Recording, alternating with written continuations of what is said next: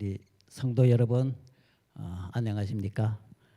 또 온라인으로 예배드리시는 우리 여러 성도 여러분들도 안녕하십니까?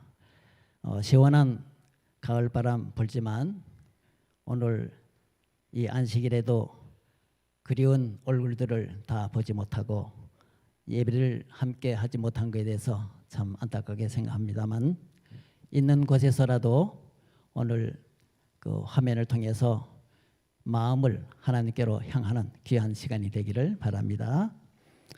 오늘 안식일은 특별히 제가 이렇게 단위에 서게 되었습니다. 우리 담임 목사님과 우리 사모님은 지금 휴가 중이십니다. 그동안 교회를 위해서 또 많은 수고를 하시고 또 애를 많이 쓰셨는데 평안히 휴가를 평안한 휴가가 되시길 바라고 그동안 좋은 힐링의 시간이 되기를 기도하겠습니다. 오늘 우리 함께 나누고자 하는 말씀은 재림을 준비하자. 우리 재림 성도들이기 때문에 가장 중요한 것은 우리 재림 준비하는 생활이 필요할 것 같아서 생각을 해보았습니다.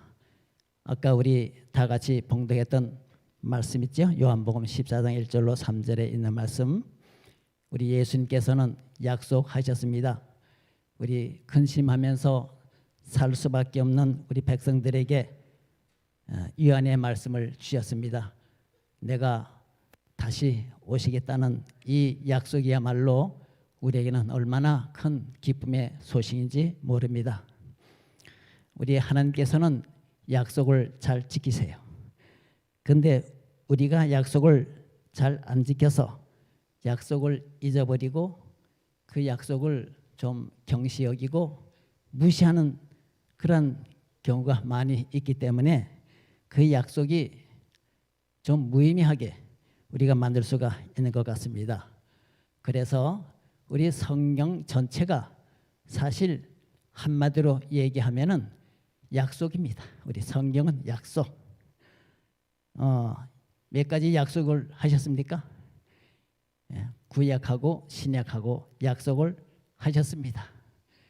구약의 약속은 요약하면 무슨 말씀입니까? 한마디로 구약은 예수님을 보내주시겠다는 약속이 아닙니까? 그렇죠? 구약 그 약속이에요. 예수님을 보내주시겠다. 초림.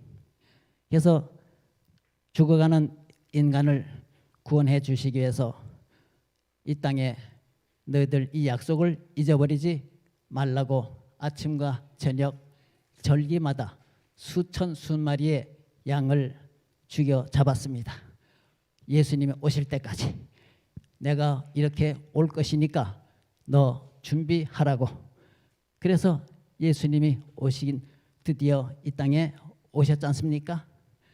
초림이 확실한 것처럼 역시 신약도 분명합니다. 신약의 약속은 뭔가 하면 역시 예수님이 다시 오시겠다는 것이 그 약속이에요. 그래서 예수님이 이 땅에 오신다는 이 소식이야말로 우리에게는 참 염려할 필요가 없습니다. 내가 너희를 위해서 모든 것들을 다 준비하고 내가 이루해 주기 위해서 올 테니까. 그래서 우리에게는 그것이 최대의 소망이고 예수님은 우리의 큰 희망이라는 사실을 우리가 알게 될 수가 있는 것입니다. 그래서 우리가 매일매일 살아가는 이 삶의 모습이 어떤 삶의 모습이 되어야 하겠습니까? 예수님을 맞이할 수 있는 그런 마음으로 살아야 되지 않겠습니까? 이 세상에 예수님이 오셔서 33년 반 동안 봉사를 하시고 이제 마지막 가실 때도 말씀하셨어요. 뭐라고 말씀하셨습니까? 갈릴리 산 위에서 모든 백성들이 보는 가운데서 예수님이 푸른 하늘을 가르시고 하늘로 창공으로 올라가실 때 그때 무슨 소리가 들려왔습니까? 사도행전 1장 11절에 말씀이 있죠? 갈릴리 사람들아 그랬어요. 어째여 서서 하늘을 쳐다보느냐? 하늘로 올려오신 예수는 하늘로 가심을 본 그대로 오시리라고 약속하셨습니다. 하늘로 가심을 본 그대로 오신다는 말은 너희가 보고 있는 그 예수님이 이 땅에 다시 오신다는 약속이에요. 그러니까 올라가신 그 예수님이 우리가 오신다고 약속한 이 약속을 여러분 분명히 믿으시죠? 예, 우리가 이 약속을 헛되이 생각지 않게 되기를 바랍니다. 그리고 또 못 믿어와서 신약의 맨 마지막에 요한계시록 마지막 장 마지막 절에도 무슨 말로 마쳤습니까? 이것들을 증거하시니가 가라사대 진실로 내가 속히 오리라 하거늘 아멘. 주 예수여 오시옵소서. 주 예수의 은혜가 모든 자에게 있을지어다. 아멘으로 끝나요. 이 성경의 마지막 장 마지막 절에 내가 오겠다고 약속하시고 끝났어요. 이 신앙. 그래서 정말 우리가 예수님이 초림을 약속대로 하신 것처럼 재림도 약속대로 오실까요? 안 오실까요? 분명히 오십니다. 예. 두 번째 오신 것은 이거는 우리에게 이 지구상에 전무후무한 사건이 될 것입니다. 정말 이 세상에 이때까지 없었던 큰 사건이 바로 예수님의 재림의 사건이 될 것입니다. 이 사건을 우리가 얼마나 중요한지 몰라요. 이것을 우리 앞두고 있기 때문에 하나님은 한번 말씀하신 그 약속을 꼭 이해하시는 우리 하나님이기 때문에 재림을 기다리는 하늘의 백성들은 이 말씀을 믿고 앞으로 미래에 닥쳐올 지구의 마지막 종말을 위해서 우리가 준비의 생애를 살아야 되는 것입니다. 자, 노아의 때와 같이 인자의 때도 그러하리라. 노아의 때도 이 지구에 대격변이 일어나지 않았습니까? 모든 사람들이 다 그때는 방주에 들어가는 것이 구원이지만 오늘날은 예수님을 믿고 예수님 안에 있어야 되는 것입니다. 이 구원이요. 그래서 이 마지막으로도 대격변이 일어날 텐데 이러한 심각한 일들을 우리가 앞에 두고 있기 때문에 우리가 때로는 아이고 그거는 뭐 그저 나와 아무 상관없이 무관심하게 그냥 오늘 또 뭐 목적 없이 생활할 수도 있을 것입니다. 우리가 이렇게 되지 않게 되길 바랍니다. 정말 이 예수님의 약속의 말씀을 믿는 이 진리를 깨달은 예수 재림 교회 우리 교우들은 생활의 중심이 예수님을 맞이할 수 있는 그런 준비의 생애를 살아야 됩니다. 예수님을 맞는 생활이 우리의 최대의 목표가 되어야 되는 것입니다. 이렇게 하지 않으면 우리 예수님을 맞이할 수가 없을 수도 있어요. 그래서 예수님께서는 우리 마태복음 24장과 마태복음 25장 이 두 장은 우리 예수님이 이 땅에서 마지막 올라가시 전에 십자가를 앞두고 바로 전날에 하신 마지막 설교입니다.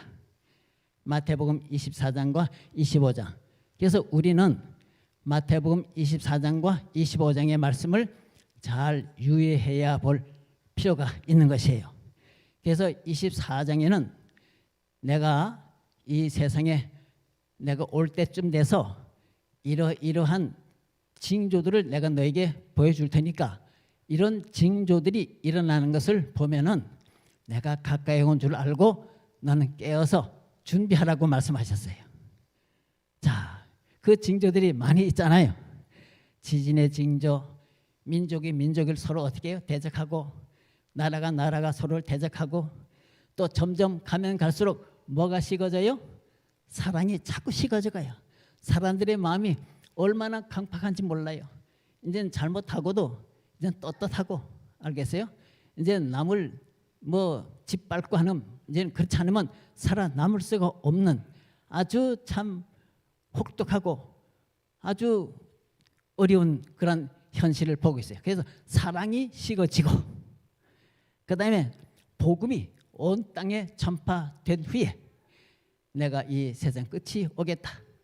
그래서 주님께서는 나무잎이 연하여지고 잎사귀를 내면 여름이 가까운 줄로 아는 것처럼 이 모든 만물의 징조들을 보거든 인자가 가까이 온 줄 알아라 그렇게 말씀하셨어요. 그래서 준비하라 그랬어요. 근데 내가 올 때는 이런 현상이 일어나겠다. 마태복음 24장에 거기 40절로 42절에 보면 이런 말씀이 있어요. 그때 두 사람이 밭에 있음에 하나는 예, 감사합니다.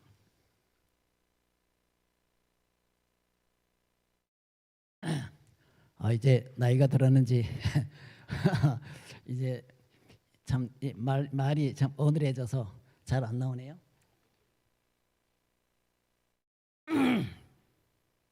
자, 이때 그 두 사람이 밭에 있음에 하나는 데려감을 당하고 하나는 버려둠을 당하되 또 두 여인이 매를 갈매 하나는 데려가고 하나는 버려두니 그러므로 마땅히 깨을지다. 어느 날에 주가 임할지 너희가 알지 못함이라.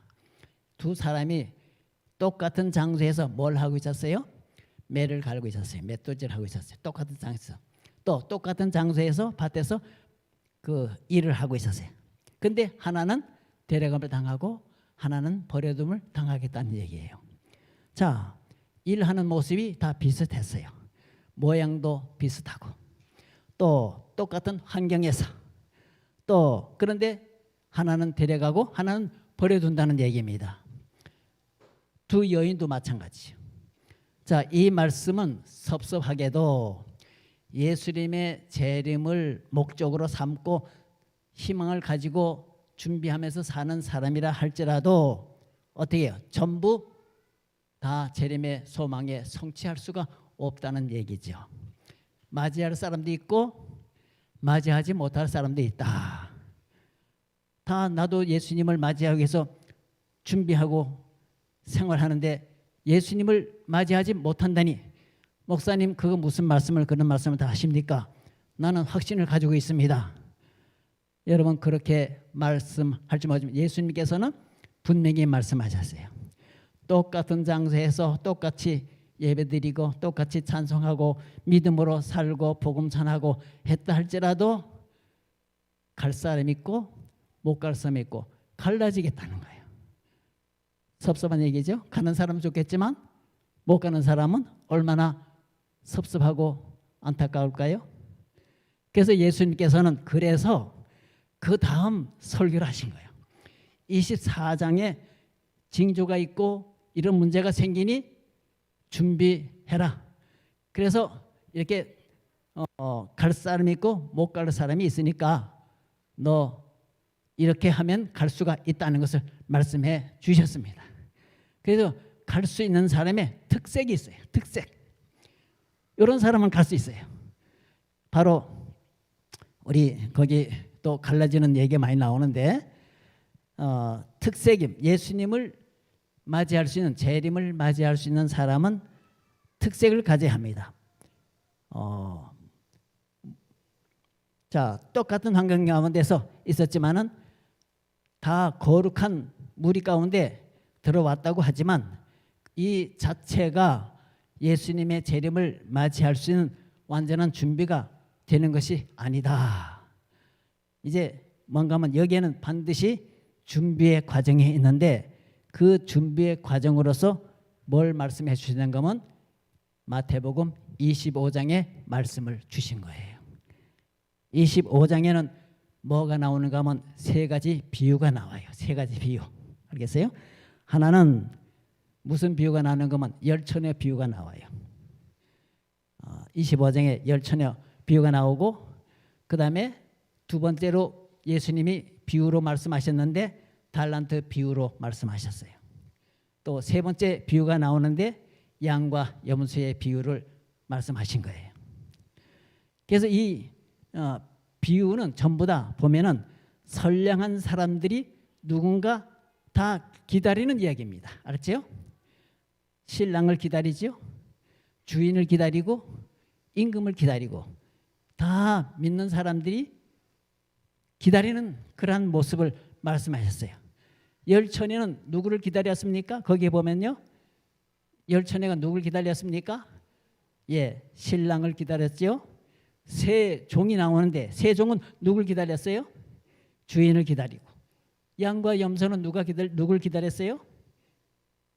임금을 기다렸어요. 그런데 세 이야기 모두 다 같이 기다리는 대상이 왔을 때 문제가 발생했어요. 둘로 갈라졌다는 얘기입니다. 갈라졌어요. 열처녀는 어떻게 갈라졌어요? 슬기로운 처녀와 미련한 처녀로 갈라졌어요. 세 종은 둘과 하나로 갈라졌어요. 양과 염소는 역시 양과 염소로 갈라졌어요. 무슨 얘기인가 하면 예수님이 재림하실 때 나름대로 열심히 준비하고 기다리는 그 사람들의 모습을 나타낸 겁니다. 알겠어요? 다시 말씀드리자면 기다린다는 것은 예수님이 재림을 기다리는 백성들을 예수님이 안목으로 미래를 보시고 말씀하셨어요. 예. 재림 교회에 대해서 기다리는 이 백성들에게 여러분과 저에 대해서 말씀을 하고 있는 것입니다. 그래서 여기 좀 보면은 이 열 처녀들이 다 신랑을 기다려서 막상 왔어요. 와서 보니까 자, 무슨 문제가 생겼는가 하면 이제 신랑이 언제 오느냐가 문제였는데 언제 오시나 그래서 지쳐서 다 졸았지만은 신랑이 막상 와서 딱 보니까 무슨 문제가 생겼습니까? 열 처녀는 다 뭘 준비했습니까? 등은 다 준비했어요. 슬기롭지요? 등까지 준비한 건 다 슬기로워요. 근데 뭘 준비 못한 거예요?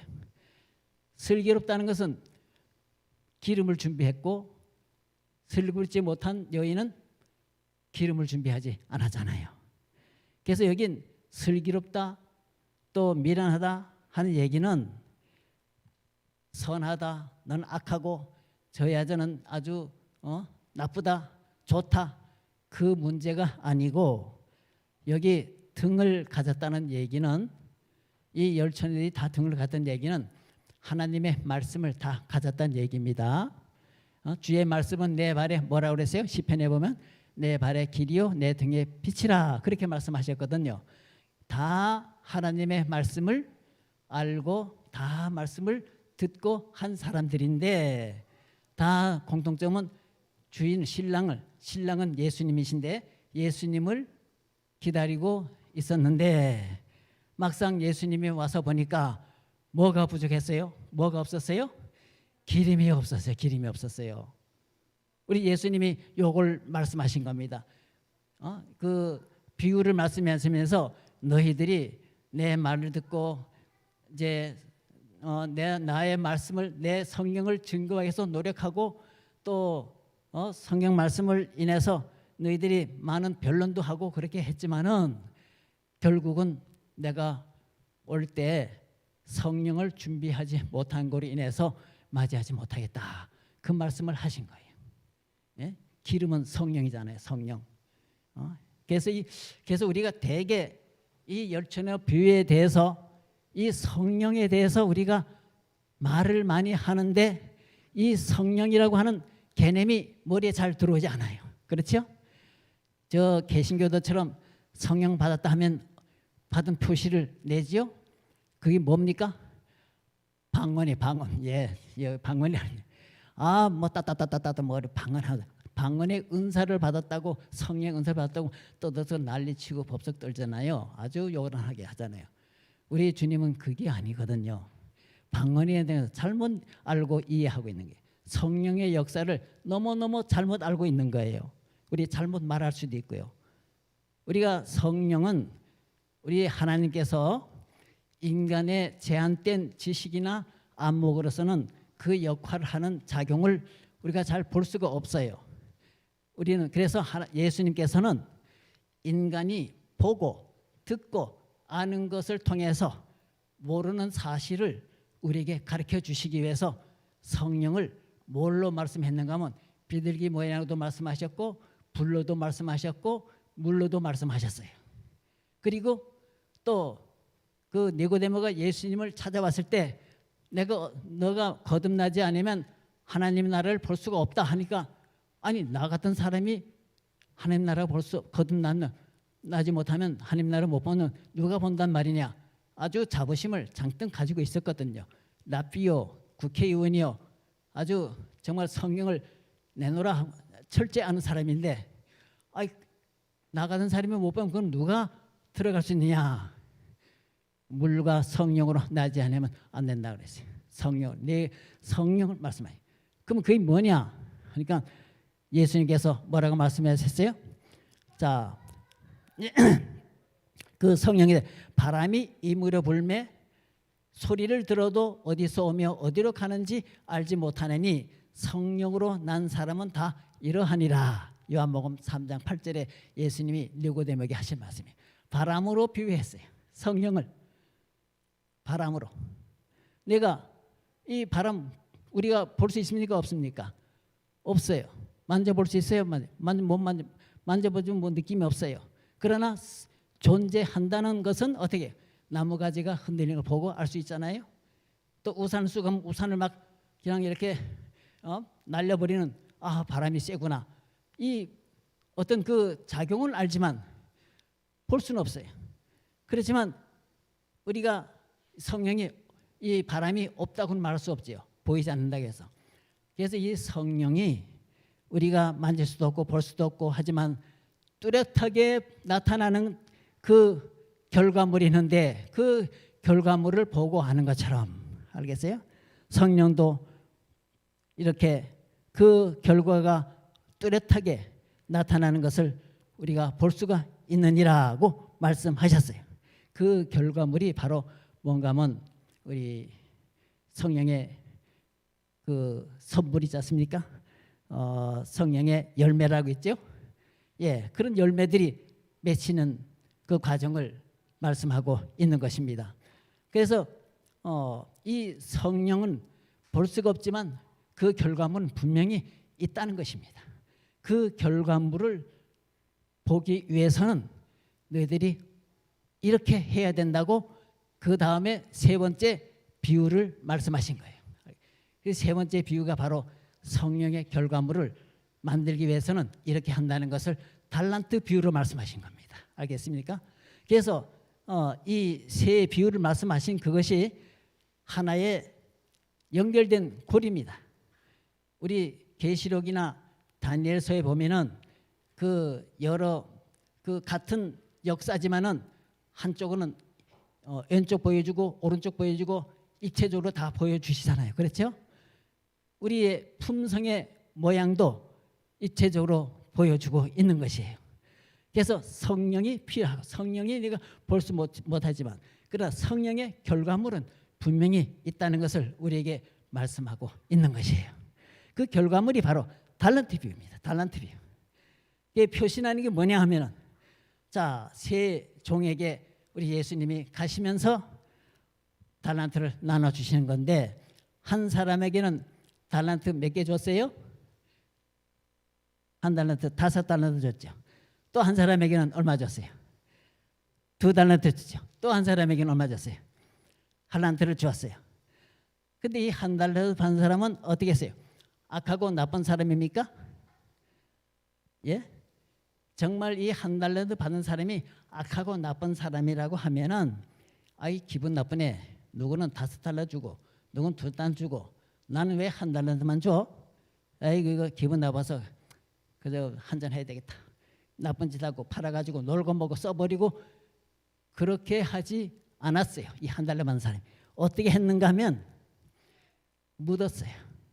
활동하지 않고 그대로 땅에 묻고 누가 올 때를 기다린 거예요? 주인이 올 때를 기다린 거예요. 그대로 주인이 오면 파서 주인에게 그대로 돌려주려고 그대로 묻었단 말입니다. 근데 드디어 주인이 왔어요. 이 사람은 한 달란트 묻어둔 걸 팠어요. 그 다음에 5달란트 5 달란트 받은 사람은 어떻게 했어요? 열심히 노력하고 일해서 몇 개를 만들었습니까? 5 달란트 더 만들어서 전부 원금과 합계해서 10 달란트를 만들었어요. 2 달란트 받은 사람은 또 열심히 노력해서 4 달란트를 만들었어요.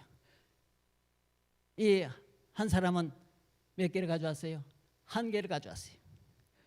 한 사람은 10개, 한 사람은 4개, 이 사람은 하나 가져왔어요. 자, 근데 여기서 생각할 것은 5 달란트 받은 사람이 주인에게 드릴 때 원금 빼고 5 달란트 드렸습니까? 원금까지 합해서 몽땅 주인에게 드렸습니까? 예, 몽땅 다 드렸어요. 이게 중요한 포인트입니다. 또 4 달란트 받은 사람은 2 달란트 받은 사람은 4 달란트를 만들어서 몽땅 주인에게 갖다 바쳤습니다. 이 종은 열심히 일하고, 그래서 이 사람은 자기가 열심히 일하는 동안에 모든 것들은 다 누굴 위해서 일했다는 것입니까? 주인을 위해서 일했다는 거예요. 그렇죠? 자기를 위해서 일한 게 하나도 없어요. 누굴 위해서 일했어요? 주인을 위해서 일했어요. 몽땅 다 주인의 것이니까. 자, 그래서 이 성령의 역사를 통해서 일한다고 하는 사람은 매일 생활 속에서 내 마음 가운데 누구를 주인으로 모시고 예수님을 나의 주인으로 모시고, 여기서요, 성령의 지배로 산다는 것은 내 마음에 성령을 모시고 사는 사람이 바로 우리가 예수님의 재림을 맞이하는 하늘의 백성이라는 사실을 분명히 말씀해 주고 있는 것입니다. 여기 가려 뽑은 기별에 보면 이런 말씀이 있어요. 그리스도를 나타내라. 모든 봉사의 근본적인 목적은 자기 자신을 완전히 감추고 그리스도께서 나타나게 하는 것이다. 그리스도를 높이는 일은 말씀과 교훈으로 수고하는 모든 자들이 증거해야 할 위대한 진리다. 그렇게 말씀하셨어요. 자, 여기 그 실물교훈, 우리 하나님께서는 엘렌 G 화이트 선지자를 통해서 말씀해 준 게 있죠. 그 실물교훈, 거기에 보면은 이렇게 말씀했어요. 이 달란트 비율 여러분 가서 또 보시면은 느낀 바가 많이 있으리라고 생각합니다. 여기에 종들 혹은 노예들은 그리스도를 따르는 자를 대표한다. 우리는 우리의 것이 아니다. 우리는 값으로 산 것이 되었으니 은이나 금같이 없어질 것으로 한 것이 아니요 그리스도의 보배로운 피로 산 것이니 그랬어요. 자, 우리를 뭘로 사셨어요? 예수 그리스도의 보배로운 피로 우리를 사셨어요. 그러니까 이 몸은 누구의 것이에요? 각자 앉아있는 여러분들의 이 몸은 누구의 것입니까? 이거는 예수님의 것이에요. 알겠어요? 이걸 인정하셔야 돼요. 하나님께서. 그리고 또 산 자들로 하여금 다시는 저희 자신을 위하여 살지 않고 오직 저희를 대신하여 죽었다가 다시 사신 자를 위하여 살게 하려 하심이라. 그러니까 내 마음에 예수, 나는 죽고 내 속에 누가 살아야 된다는 거예요? 그리스도가 살게 하고 모든 사람이 다 무한한 값으로 산 들이기 때문이다. 무한한 값으로 산 것이기 때문에 우리는 모든 것마다 다 누구에게 영광 돌려야 되는 겁니까? 하나님께 영광을 우리가 돌려야 하는 것이 마땅한 것입니다. 내가 뭐 일 좀 했다 하면 다 그 누구의 은혜로 된 것입니까? 하나님의 은혜로 된 것이에요. 하나님께서 나를 통해서 일하신 거예요. 그럼 누구에게 다 드려야 됩니까? 하나님께 바치고 하나님께 우리가 드려지는 것입니다. 성령을 위해 성령을 통해서 일한다고 하는 것은 바로 이런 생활을 말하는 것입니다. 고린도전서 6장 20절에 보면 이런 말씀이 있어요. 값으로 산 것이 되었으니 그러니 너희 몸으로 하나님께 영광을 돌리라. 참 아주 이 말씀을 우리가 깊이 이해하고 깨달아야 된다는 사실을 우리가 아셔야 돼요. 우리 이 말씀이 내 마음에 있을 때 내가 산 것이 아니라 내 속에 그리스도께 산 것이라. 자, 기름을 준비하는 말씀은 바로 이렇게 예수님의 피의 공로로 내 몸을 주님께 영광 돌린다는 사실을 우리가 거듭거듭 강조해서 말씀하고 있는 것입니다. 오순절날에 대폭발이 일어났어요. 성령이 나와서. 또 마지막 늦은비 때도 성령의 역사가 예수 그리스도와 동행하는 사람을 통해서 하나님의 거룩한 빛이 크게 폭발하게 될 것이라고 말씀했습니다. 그래서 여기 보니까 또 그렇게 말씀했어요. 그 계속입니다. 그 달란트 비유에 보면 하나님께서는 하늘의 모든 보물을 이 세상에 부어 주심으로써, 그러니까 예수님을 보내주심으로 인해서 온 하늘을 다 주신 거라 그 말입니다. 예수님이 오신 것은 하늘의 귀한 선물을 우리가 받은 거예요. 그리스도를 통해서 모든 하늘을 우리에게 주심으로써 각 사람의 의지와 애정과 지능과 심령을 다 사셨다. 뭘 다 사셨어요? 몸, 이 생명 이거만이 아니라 우리의 의지력, 우리의 애정, 사랑하는 모든 것들, 지능, 이 성령, 몽땅 다 누가 사신 겁니까? 우리 하나님께서 사신 거예요. 알겠어요? 그게 믿는 자나, 여기 보면 계속 그래요. 믿는 자나 믿지 않는 자들 막론하고 모든 사람은 다 주님의 소유다. 참 이 말씀을 볼 때 정말 믿는 사람이나 안 믿는 사람이나 다 누구의 피로 공로로 사신 거예요? 예수님의 피의 공로로 예수님이 다 사신 거예요. 지금 몽땅 다 사셨습니다. 다 하나님의 소유입니다. 예수님의 소유라는 것을 우리가 인식하면 마음이 편안해지고 마음이 가벼워지고 항상 돌을 이고 지고 살다가 이 돌이 싹 빠져나가처럼 그렇게 홀가분한 생활을 살 수가 있는 거예요. 수고하고 무거운 짐진 자들아 다 누구에게 오라? 내게로 오라고. 예수님 안에서만이 참된 쉼이 있다는 것을 우리가 알 수가 있는 것입니다. 그래서 이 달란트 비유에서 내가 벌었다고 번 것은 다 누구에게 드려져야 되는 것은 하나님께. 그래서 내가 가지고 있는 특별한 재능들이 있어요. 언어의 재능, 지식의 재능, 손 재능, 사람마다 각자 다 각각 다른 재능들이 다 있어요. 예? 그 재능들을 우리가 하나님 앞에 영광 돌리기 위해서 사용하신다면 증가되고 더 덕이 되고 하나님께 기뻐 받으시는 좋은 재물이 되는 것이라고 말씀하셨습니다. 그래서 우리가 하는 모든 것들은 내 생색을 내기 위해서 하는 것이 아니고 하나님의 영광을 위해서 하는 일이 돼야 되는 것입니다. 여기에 보면 계속 그랬어요. 정로의 계단에 생애의 빛, 영문에는 56페이지, 한글 정로의 계단 137페이지에는 이런 말씀이 있어요. 품성은 한 가지 선한 행동이나 한 번의 나쁜 행동으로 나타나는 것이 아니다. 품성은 우리가 날마다 말하고 행동하는 방법에 의해서 나타난다. 사실은 하나님의 능력이 없이도, 그러니까 하나님의 능력이 없이도 외부적으로 바르게 행동할 수 있다. 정말 사람들에게 덕망을 넓히고 사람들에게 존경을 받고자 하는 그런 욕망이 예모 있는 생애를 하게 할 수도 있다. 자존심이 우리로 하여금 누추한 모양을 피하게 할 수도 있다. 이기심을 가진 자도 너그러운 행동을 할 수가 있다. 그랬어요. 그래서 내 속에, 그러니까 누가 내 마음을 지배하냐, 이게 중요한 겁니다.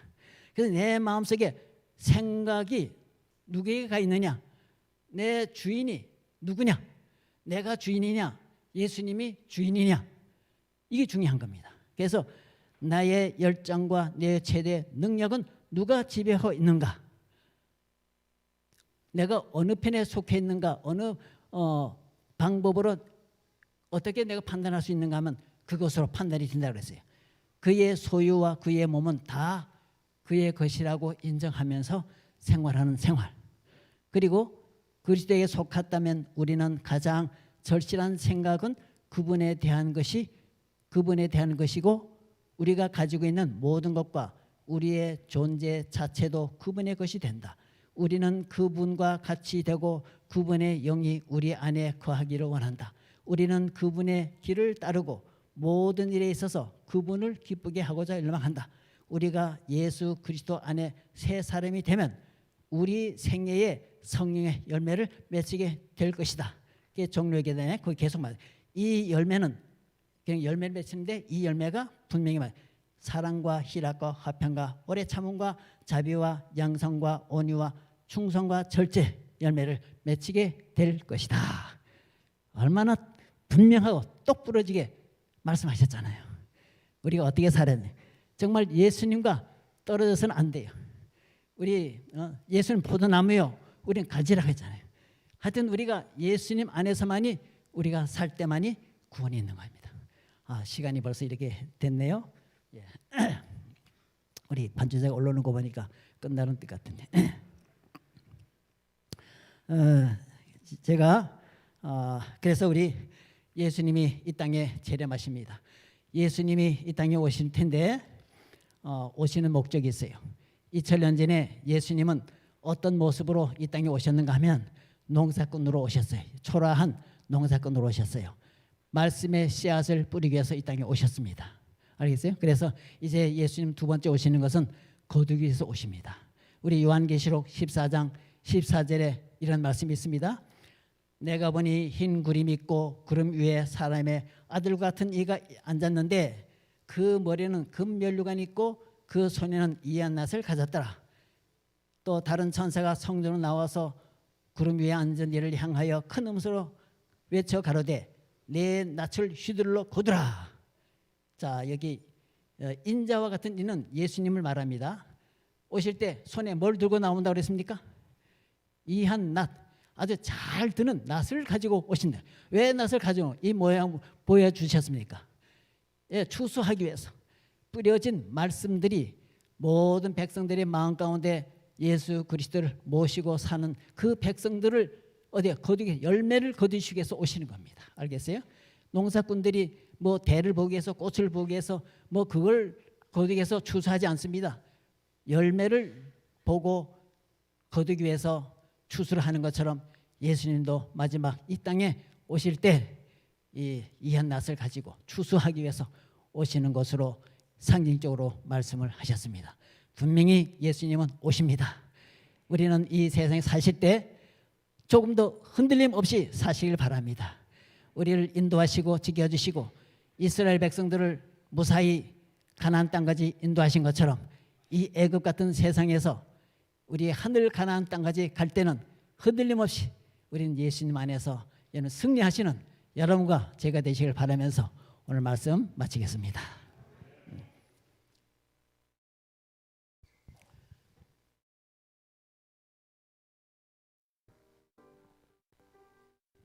같이 일어나서 찬미 부르시고 목사님 축도하시겠습니다.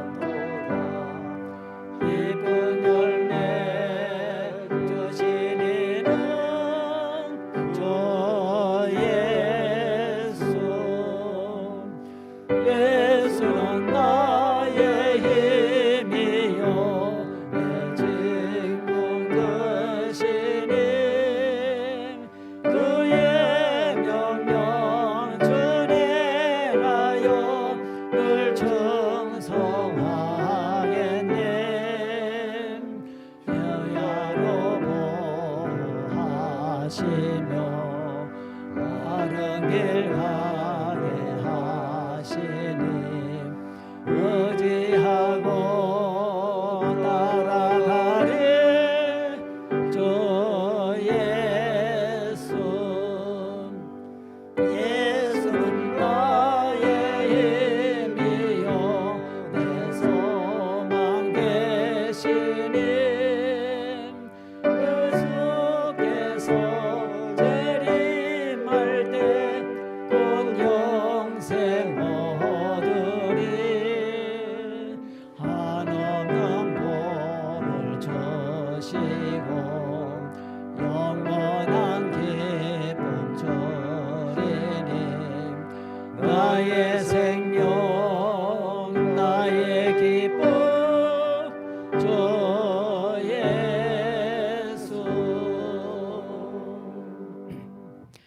아버지 하나님, 안식일을 우리에게 주셔서 모든 마음들을 예수님께로 향하게 해주셔서 감사합니다.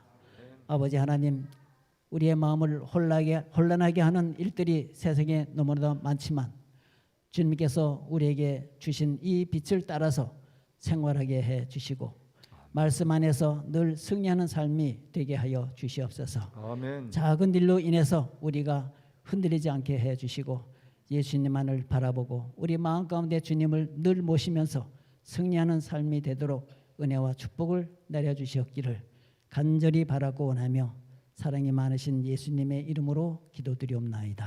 아멘. 아멘.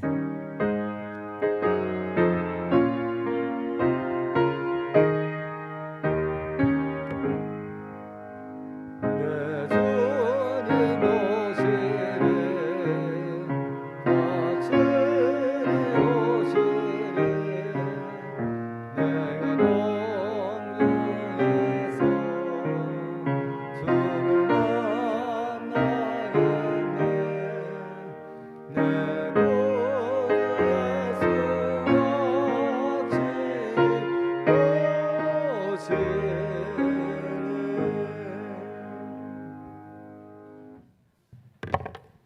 감사합니다, 성도 여러분. 광고가 두 가지 있어서 알려드립니다. 첫 번째는요, 이번 주 화요일부터 말씀 사랑을 시작합니다.